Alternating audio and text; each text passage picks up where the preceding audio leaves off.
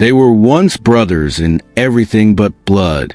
From the cracked sidewalks of East Providence to the ivy-covered gates of college, Darius Cole and Jordan Whitmore had walked side by side, chasing the same dream.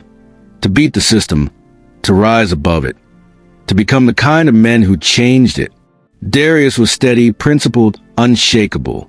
Jordan was magnetic, charming, fluent in the language of power. Together, they had survived poverty, police harassment, and the quiet erosion of faith that came with growing up black in a place designed to forget you. But the dream they built together didn't just fracture, it shattered. It started with a case Darius should have never touched. A 15-year-old boy named Trayvon who was shot 3 times in the back during a routine traffic stop. The police claimed he reached for a weapon. The body cam footage and little remains showed something else.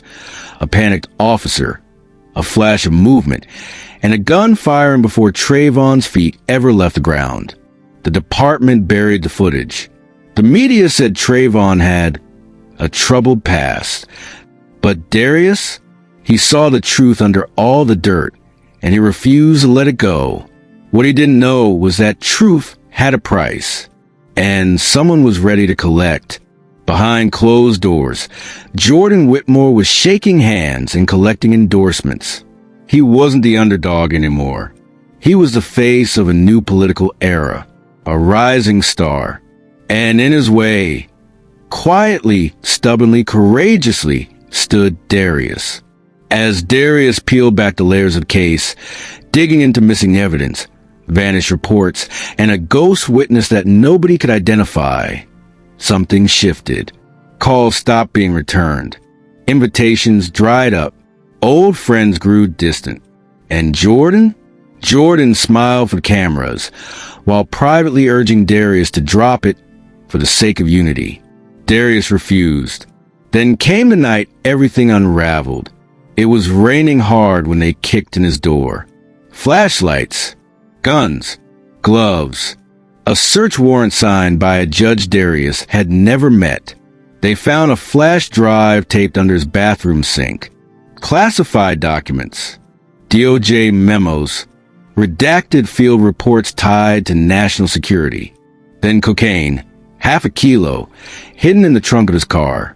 A witness statement accused him of planting evidence, threatening a federal agent, and falsifying police documents. It was over in an hour. His reputation, built brick by brick over years, was reduced to dust in seconds. On the front page of the Providence Dispatch, his face appeared beside the headline, "Civil rights attorney turned criminal mole?" His law firm issued a statement of separation. His license was suspended. And Jordan didn't say a word. Not publicly, not privately, not even when Darius's mother called him from the courthouse steps in tears. In court, Darius sat silently as prosecutors painted him as a radical extremist with a vendetta against law enforcement. They said he used Trayvon's case to orchestrate a media stunt. They said he doctored evidence to destroy careers. When he tried to speak, he was shut down. When his lawyer protested, the judge warned of contempt. The evidence was fake, but it was official, and that was all the jury needed. Guilty on all counts. They sentenced him to 12 years in federal prison.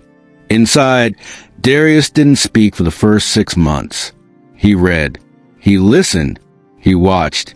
While Jordan Whitmore built his campaign on promises of transparency, reform, and hope, Darius sat in a concrete box with cockroaches and rusted vents, replaying every moment that led him there. He knew who did it. He just couldn't prove it. Yet, Renee Lawson wasn't a household name. She worked for a small online outlet barely anyone outside the city read. But she had a fire most reporters lost chasing clicks. Her older brother had spent 9 years behind bars for a crime he didn't commit. And that kind of pain doesn't just disappear. It sharpens you. So when she stumbled across the name Darius Cole buried in a cold trial transcript, something gripped her. No noise, no outrage, no follow-up. It was like someone had erased the man from memory. And that's when she knew this wasn't just another forgotten case. This was a cover-up hiding in plain sight. She requested transcripts, then emails, then FOIA documents. What she found didn't make sense. The timestamps were off. The warrant was signed by a judge who'd been out of the country the day before.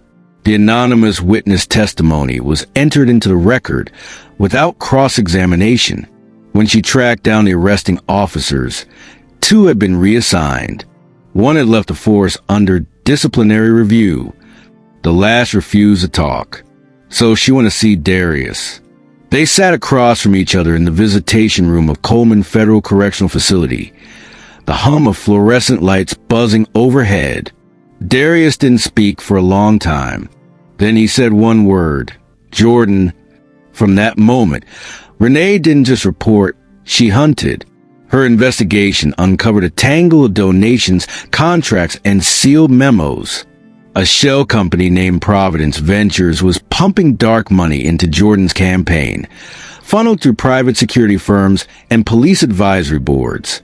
The same company had received a $2 million contract a week after Darius was convicted.